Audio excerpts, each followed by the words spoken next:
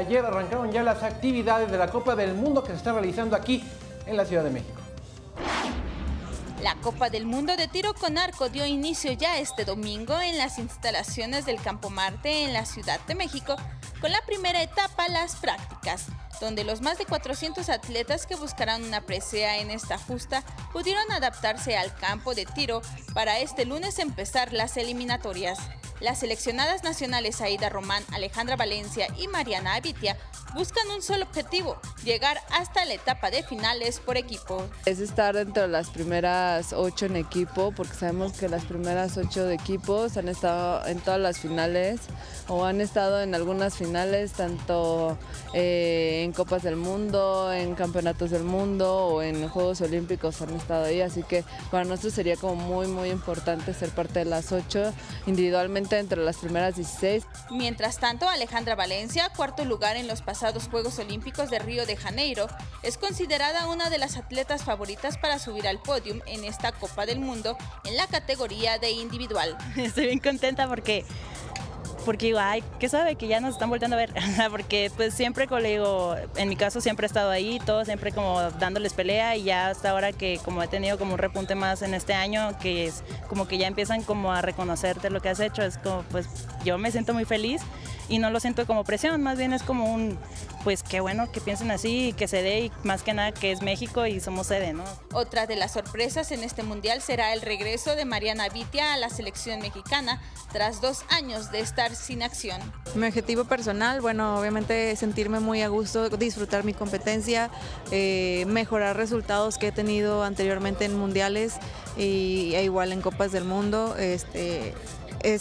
Es otro año en el que regreso a estar en selección y obviamente es tomarlo como aprendizaje, ¿no? Yo sé que me faltan muchas cosas por las que debo mejorar, pero yo creo que esta es una nueva oportunidad para hacerlo.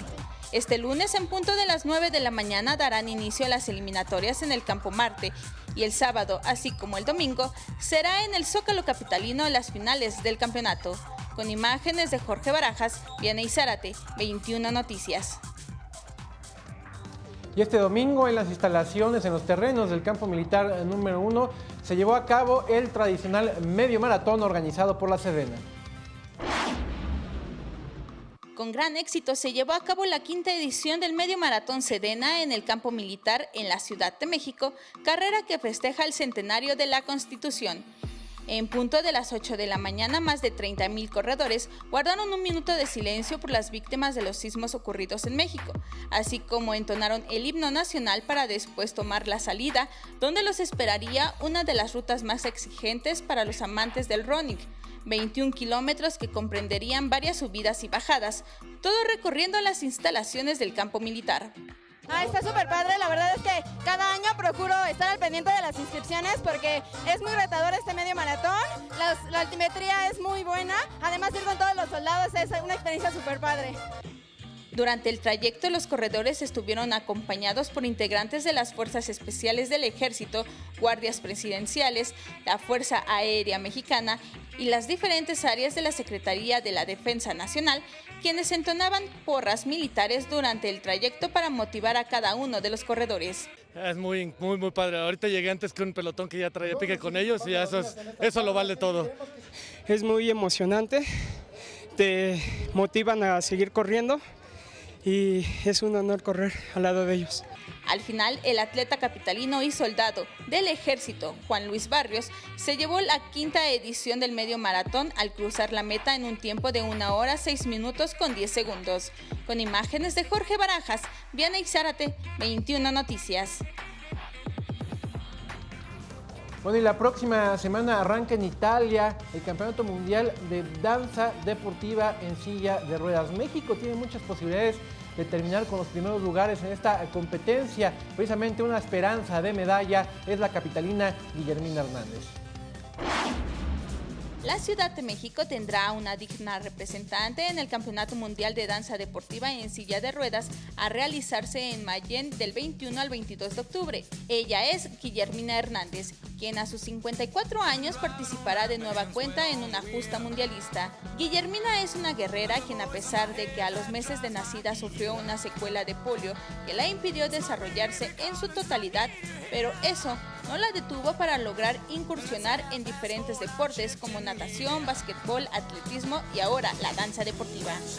De pequeña, pues vaya, nunca pensé que pudiese yo practicar algún deporte, ¿no? Pues no me llamaba al principio la atención hasta yo creo que a los 28 años.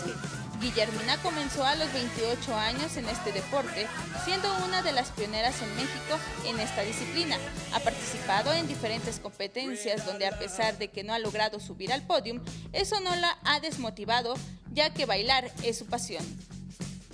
Híjole, pues para mí es como una transformación, ¿no? El hecho de sentir la música en nuestro cuerpo nos transforma, ¿no? En muchos sentidos. Y yo la verdad, yo la disfruto, la gozo y de alguna manera trato de demostrar eso, ¿no? Mostrar el que realmente estoy disfrutando lo que estoy haciendo. En la Copa Mundial participará en la categoría de singles, donde bailará 5 ritmos diferentes, como samba, tango, vals inglés, rumba y jive.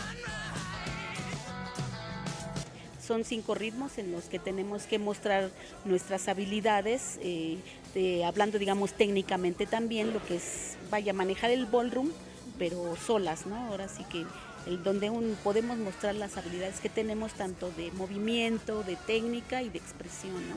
Ella es Guillermina, una atleta alegre, una estrella en la pista, pero sobre todo, una guerrera en la vida.